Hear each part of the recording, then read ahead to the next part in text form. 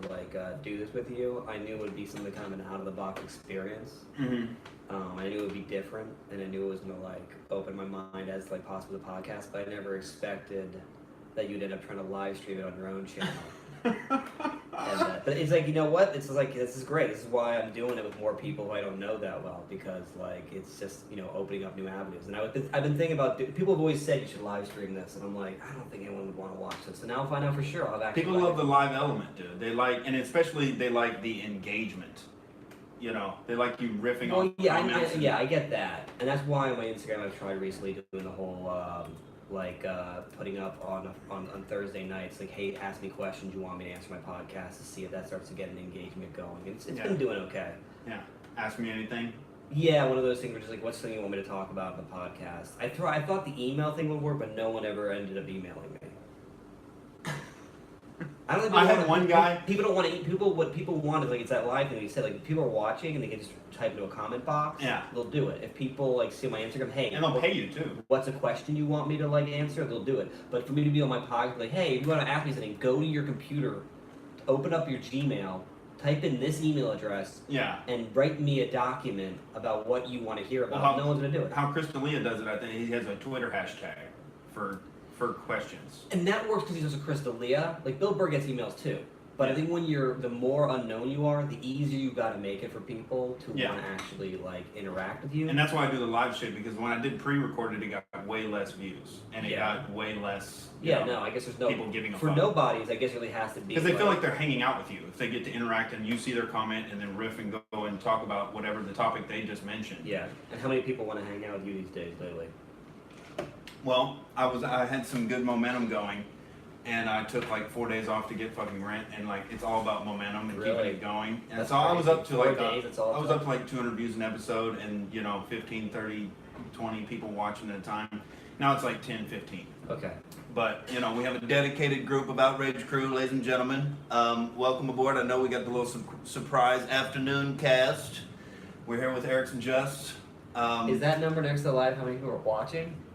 Yes, 4 people right now. That's okay. I couldn't see that far. I thought it said 200. I was like, that's insane. And you're the one wearing glasses. Yeah, I know. But they only do so good. Yeah, I really can't see any of those numbers. Oh, no, that's how much time we've been recording for. I can't even see the number. Yeah, because it's going up. It's 234 now. It's been 2 minutes. So Ericson is a fourth wall regular, would you say? Some would say a low-key legend. I've literally been introduced as a low-key legend. So he aspires to, as I do, to have a statue, of himself outside the fourth wall. I don't want a statue, and I'm definitely not a fourth wall, because that thing will end up getting junk thrown around it. It'll get like graffitied and shit. If you get a statue outside that place, it's gonna get the face, 100%. There's gonna be dicks drawn all over it. Yeah, absolutely. So yeah, ladies and gentlemen, me and Ericson haven't really interacted in depth. It's just been kind of in passing at the mic, and I feel like we're both, like halfway enigmas to each other. Like I feel like you might. I feel like I get you. I feel like I get you. Okay. I don't know you that well, but see, that's also we're both, you surprise me from time to time. But then again, the things that you do that surprise me, I'm always like, actually, that makes 100% sense. Like you're one of those few people that when I saw them, I'm like, no, I bet he's a deeper and a much more like down there person than he seems like on the surface. And then the more I learned about him, like, yeah, he's exactly what I thought. He's not stupid. Yeah. And it's hard to, I don't know, it's hard to do satire now because like everything that I want to lean into, it's like, oh, of course he's that. Like, of course he's the aggro, like making racist or misogynist jokes. Well, here's a way I think we can relate. And I'm not trying to feed your answers to my questions, but this is one thing I will say we relate to is the sense. So hopefully, Charlie, you have a better answer to the question. But like, we're both straight white male comics. You have the Jewish element though. But that you don't see that on the surface. When I say I'm Jewish, to a lot of people, they don't even realize it. Like they're like, "What? I didn't know. I didn't expect it." It comes out a little bit more once you hear it, and obviously with the glasses, I think it helps a little bit. The verbal fluency you give yourself away. Oh, really? For you, maybe because you're so used to hunting them down. I mean, you practice on like trying to sort them out of crowd. You've gone on safari, some would say, to find Jewish people. You so seem like you could lead the Federal Reserve. I couldn't, dude. I'm terrible with money. I couldn't become treasurer of my own high school. No, that's the thing. They don't even have to be good at their own job. They just have to, convince other people. Maybe that's why in high school they didn't vote me treasurer, because they knew I was Jewish. Like, we can't let this guy get our money. We'll never see it again. He'll take it. He'll put it into Goldman and Sachs, and we'll never see it again. He'll make a fortune off the $25. He's cutting out his podcast competition. He's got a lobbying team. Yeah, that's not what they were thinking about back when I was in high school. When we had podcasts didn't even exist back when I was in high school. It was all radio. Mm-hmm. So what were your what was your first thoughts when I asked you to do this podcast, my podcast?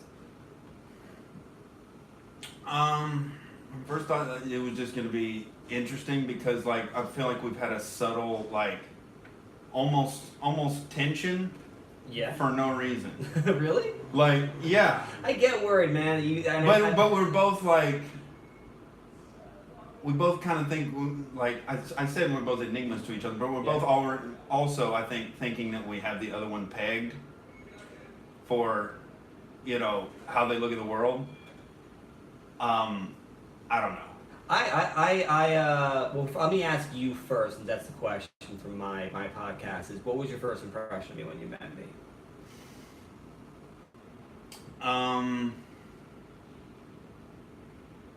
That, I don't know, you're somebody that intellectualizes all of your emotions, just like me. Yeah. And you got, an element of fearlessness on stage that I like, but also pump the brakes a little bit. What do you mean by that?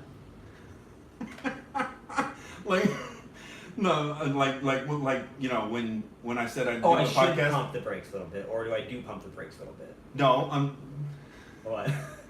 When I said I was down to do the podcast, you were like, I was sure you would. Well, yeah. There's just a little hint of cock going on there under the surface. Yeah, just a tiny bit of just chip on the shoulder, fuck you, which I appreciate. I was gonna fuck you. It was more of a I would have been shocked. First of all, I think when you finally said yes, I had just had a severe thing happen to me. So I was in one of those modes where I was just something shitty had happened, but then I got a message from you being yeah, I love the podcast. It was one of those oh, of course, whenever something shitty happens to me, something a little good kind of happens. But now I'm not even, because when I first texted you, I was worried. I was I gotta find something for the next episode. And I assume you'd want to do this, but you don't know for 100% sure. Yeah. And then sure enough, something shitty happened to me, which made my podcast the last thing on my mind. And then I get a message from you saying yeah, I'd totally be down to do it. I was yeah, of course you would. But also the kind of way I know you is, as most comics are, but you're definitely someone who falls under this this category on extreme. You love attention. It's not so much that. I think it's that attention comes along with the things I'm talking about, and I have a compulsion to talk about the things. You also, with the way you talk and the way you act, you seem like a guy who's totally down for whatever kind of exposure you can get, negative or positive. You don't seem to fear what kind of appearance you get, as long as people are looking at you.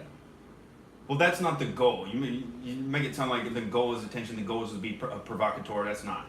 No, I'm not going to be a provocateur. I'm just saying you're not trying to be well, I'd only do. My point when I asked you to do my podcast, you're the kind of guy to be how's this going to make me look? That doesn't seem like what with your thought process. I think what goes your thought process more than anything would be why wouldn't I want to have more people listen to me?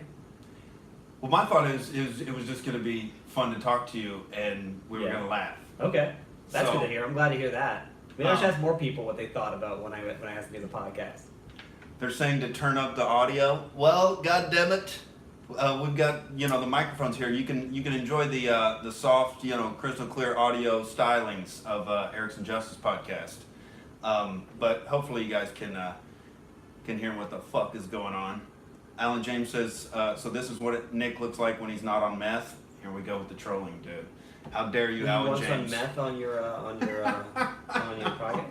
I told him a story about the one time I did take meth. Okay. Do you have a picture of it? And it's pretty good, you know, a guy from Oklahoma who was, you know, born into a trailer park to only have done like one, you know, salt size. Right, that's unusual, right? Yeah. Okay. You know, it was horrible. I was awake. I was awake for 3 days. I was with a girl. My dick did not work for 3 days. Jesus Christ. Horrific. Yeah, the worst drug. That's how I know I'm lazy. The fact you said the idea of being awake for 3 days just makes me horrified. Like if I can't sleep within about like 12 hours or even 8-hour period of time, I'll go insane. Just laying in my bed with fireworks going off in my brain. This brain is going off so quick and so often that I need it to rest at least every 6 to 5 hours. Sometimes when Ericson puts his yarmulke on, it levitates from the neuron energy. Okay, let's go to the next question then. Okay, so your first impression of me. This is gonna be a fun thing for me to edit. So your first impression of me was, you said pump the brakes. What does that mean though? I was fucking with you. Okay. You have a chip on your shoulder and it's funny. Oh, thanks. Okay, I appreciate that. How would you describe it? I just don't know why, like, where that... Were you bullied? Yeah, I was bullied, and my parents were really mean to me. I grew up, not to play the victim role, and obviously I worked very hard not to do that anymore, but I grew up as a kid who was, like, pushed around a lot by not only his family, but by anyone who was superior than me. I was an outcast in most groups. I definitely thought very differently than most people. What did your parents do? Did they bust out the belt? There was no belt. It was just fists and hands and feet. Shit. Yeah, it was just physical stuff. Yeah, I mostly it was rage with my parents. Like it was spankings, once, every fucking, the handful of times. Yeah.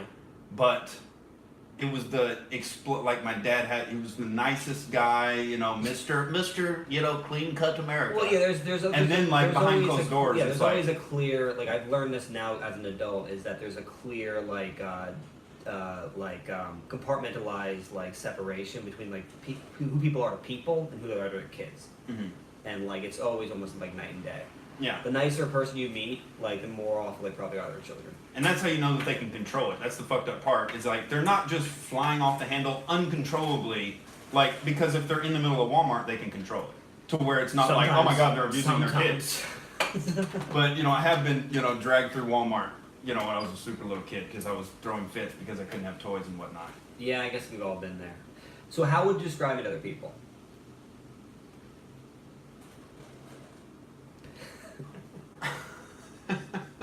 There's no right or wrong answer, Nick. We can make this completely open. To other people, how would I describe you? You are a funny basket case of somewhat justified narcissism. Oh, well, he's somewhat justified. Okay. The degree to which, only you know. What makes you say all that? That's the first thing that comes to mind. Yeah, but what about... Because I just know you on a very surface level. Right, you know me from mostly my stage persona. I guess we never really talk a lot outside of that. Yeah. Yeah. But what about this? And then I noticed, and then that's why I felt the subtle tension is because you off stage, I don't know if it's you're shy. Yeah. Or if it's a dynamic that we have in particular, but there's like a iciness that I maybe it's all on my end. Maybe no, I'm making it up in my head. I get that feedback a lot, and I do, and I guess it doesn't sound as sexy to say it's shyness, but I think it's a part shyness. It's also a part of just I don't want to like waste people's time by making empty conversation.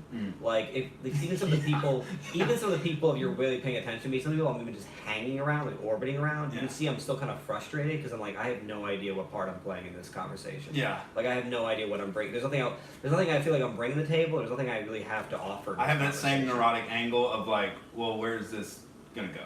Or just like, what am I doing here? Because I don't care what you're talking about, and I definitely don't have any input other than to say this stuff sounds stupid to me. So like, what am I gonna do? And there's just some people where I'm like, you know what? Like, I think we're cooler with like me not trying to become like friends because I don't think it's gonna serve either of us. Mm-hmm. So for you, it's just like it's very goal oriented. Oh, I'm 100% goal oriented, dude. I treat friends like business relationships. I treat my dates like business relationships. Everything's a matter of like, let's look at some metrics. Let's see where we're going with this. What have we done over the last year? I'm a very it's weird, as lazy as I am and as unsuccessful as I might be, I'm a very like productive-oriented person. My roommate calls me a robot. Yeah, you are. I guess I could see you as. But around certain people, I can become more extroverted. When I'm around Clean Talk and John Bailey. Yeah, you two guys seem like you connect pretty well. It's a different dynamic. But you're also pretty extroverted on stage. Like, you don't have a problem just saying whatever's on your mind and stuff like that. Yeah, because that's part of the adrenaline and the performance of it. Right. And, yeah. Yeah.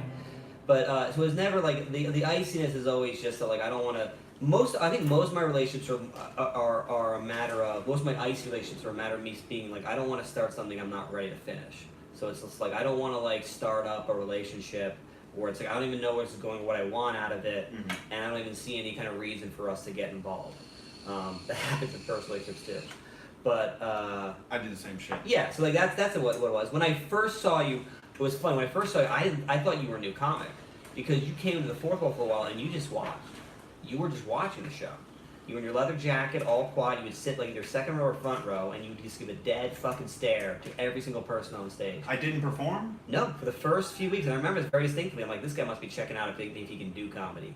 And I don't even remember that. I remember very distinctly because I remember I was trying to get you to crack. I was trying very hard to get you to crack, and I couldn't. And it was frustrating me because, like, okay, this guy's new, and maybe he's nervous. But after a while, it didn't seem like nervous anymore. It just seemed like pretension. It was just like, okay, this guy just thinks that, like, he's just. I must have had a really forgettable set because I don't even remember going to the fourth wall and not performing. You went through. It was like 3 or 4 times you showed up and didn't perform. Or maybe you know what it was. It might have been actually. Maybe it was before the list, and I just left long before you even got to go up. Maybe. Before they kept people in there. Before they kept people in there, and before they I think maybe, but I kind of remember it. I kind of remember you showing up back when the listing had started. Either way, and then when you finally started doing comedy, it was like, oh, okay, he's like, I got a good idea of the kind of guy you were. And I was like, oh yeah, he's like, I was like, okay, I see what he's going for. And then I heard you've been doing it for like 4+ years. I was like, oh shit, I totally misread this guy. I thought, like, I was like, and then I went back being like, why didn't he perform those times he came to the mic? He could have gone up. Well, it's the every night momentum thing, the momentum thing I was talking about with the podcast. Like, everything builds night after night if you're getting up every night. Yeah. And that's only been the last, 1.5, 2 years I've been on that regularity. Oh, really? So fourth wall. So I've been out here for like 5 years, a little over, and I came out and I was living by LAX. And just struggling to get fucking rent and get myself settled. You kind of do look like the kind of guy who loses sleep due to airplanes. You look like a guy who's like every night just like, oh my god, like holding a pillow over his head. It was actually not bad, dude. It was low key over at Westchester, but the bad thing about it was fighting that fucking traffic to try to get up to open mics. That was before I even knew about fourth wall and late night shit. I get it, yeah. But it was actually, I reaped some benefits from living over there, dude. There was this, I got some free weed from a homeless dude. Oh wow. Right over by the airport, tourists come in, they buy weed, they buy way too much, and then they're going back to the airport. And they're just dropping I met this dude, one of those, dudes with fucked up, curved, like question mark spines. Yeah. He was walking around, he's this old white dude with these crazy blue eyes. Yeah. And picking up cans and shit, and he started talking to me when I was getting gas one day, and we just started talking about comedy and jokes and drugs or whatever, and he's like, you know what, I got something for you if you want.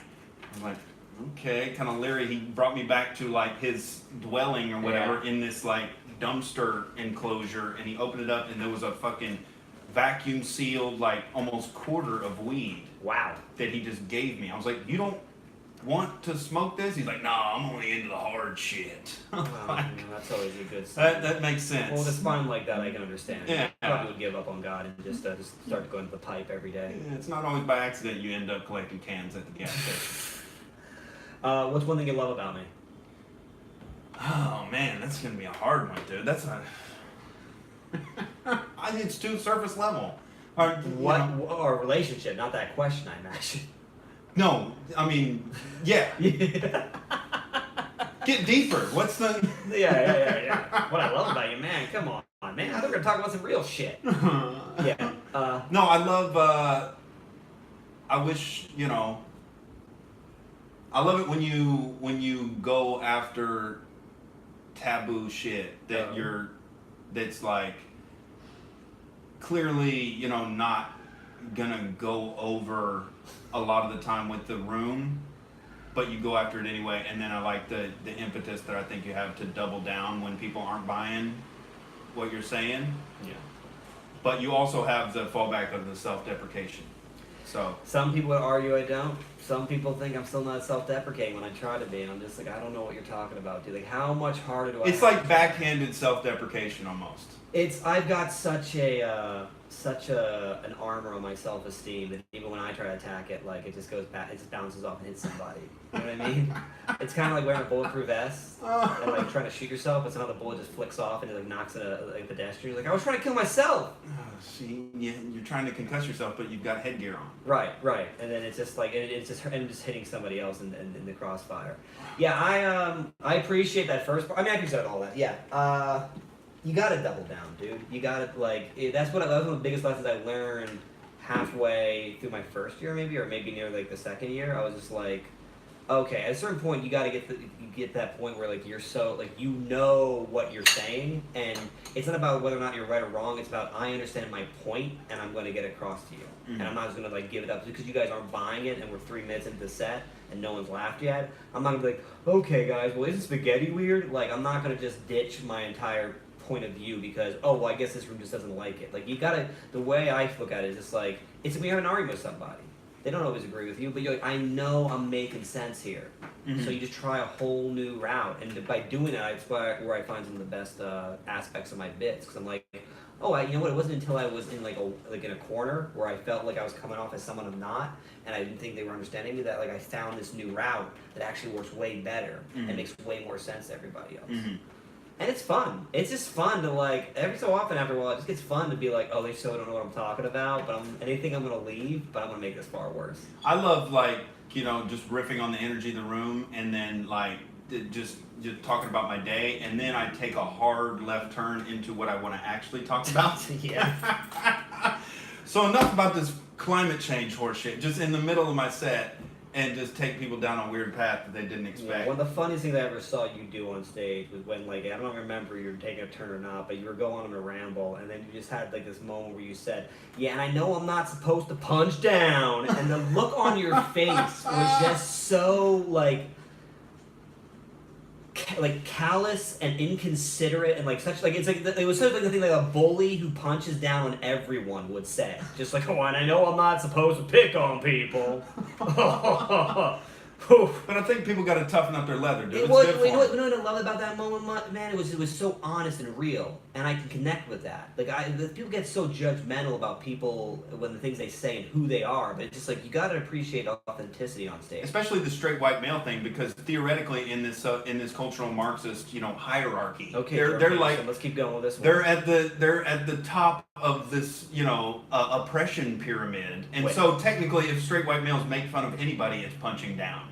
Yeah, I guess so. And I think that's what your point was when you said that. Yeah. But what's funny is the way you said it, the tone. It's some of the best jokes ever in comedy. And your face, you could tell that, like, deep down, I don't think it really is about that. I think you actually like punching down. I think it's fun. I think it has nothing to do with your. To your point, it has nothing to do with your race. It has nothing to do with the hierarchy. That's the perception. I think you just like it, and that's what I love about that moment. Was like, oh, what's funny about this is he's not even like being remotely like political.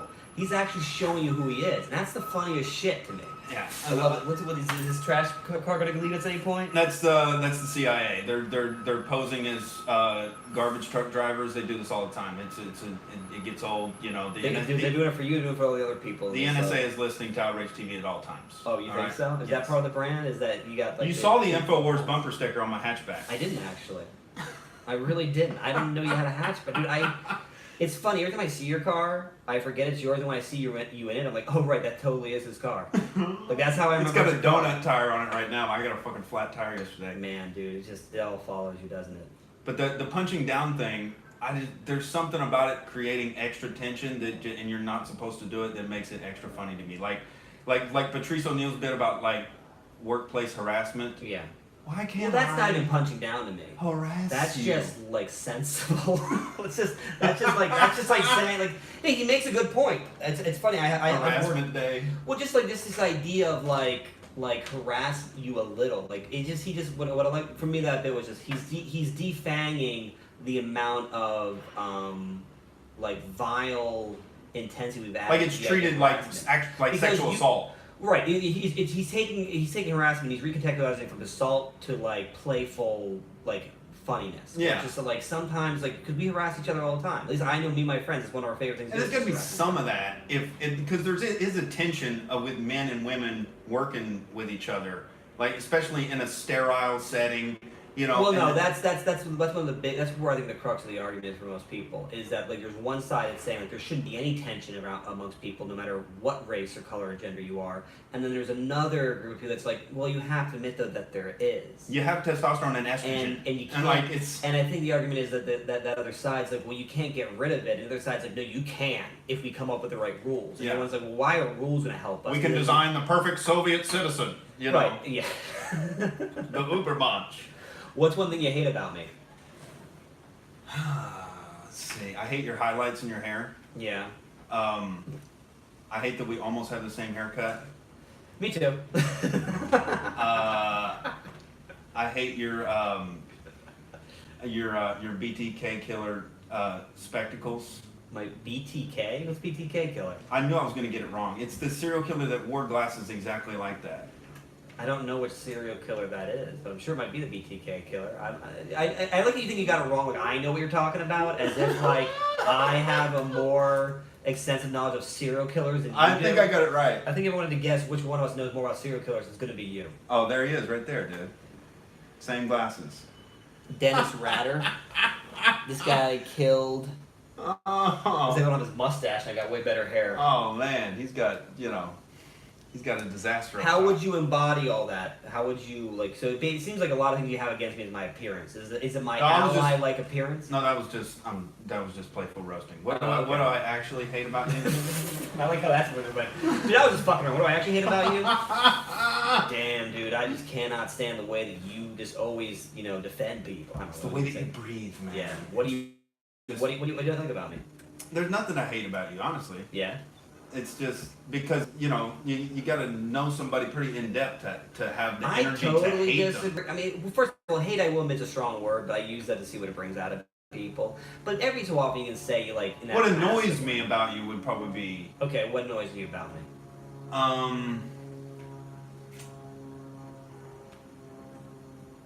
It annoys me, but it's hypocritical when you sign up on the fourth wall sheet and then a bunch of people sign up behind you, and then you click off and then sign up on the back. What do you mean?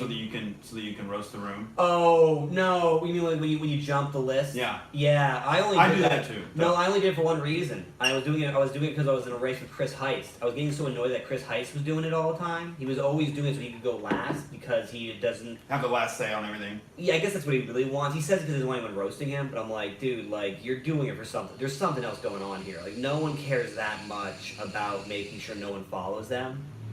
And then so after a while, I was just getting kind of annoyed. I legitimately don't get like. I prefer going after the host. I was just telling another comic about this. I like going on after the host.